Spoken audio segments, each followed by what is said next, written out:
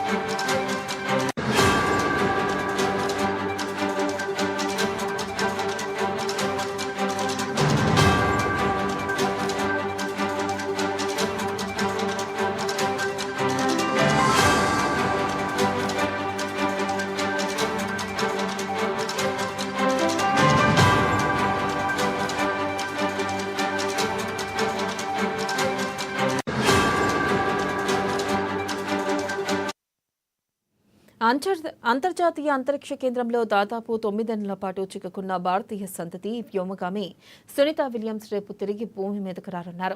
ఆమెతో పాటు సహచర వ్యోమగామి బజ్ విల్మోర్ కూడా రానున్నారు.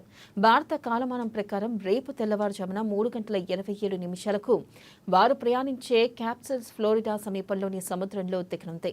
ఇక అక్కడి నుంచి ఒక్కొక్కరిని బయటకు తీసుకురానున్నారు. వారిని తీసుకురావడానికి వెళ్లిన క్రూ డ్రాగన్ వ్యోమనౌక అంతర్జాతీయ అంతరిక్ష కేంద్రంతో అనుసంధానమైంది. దీంతో వెళ్లిన 4 వ్యోమగాములు అక్కడి బాధ్యతలను స్వీకరించారు. సునీత విల్మోర్లతో పాటు నాసా వ్యోమగామి నిక్ హ్యాక్, రష్యా వ్యోమగామి అలెక్సాండర్ గర్పోనవ్ క్రూ డ్రాగన్ వ్యోమనౌకలో తిరిగి రానున్నారు.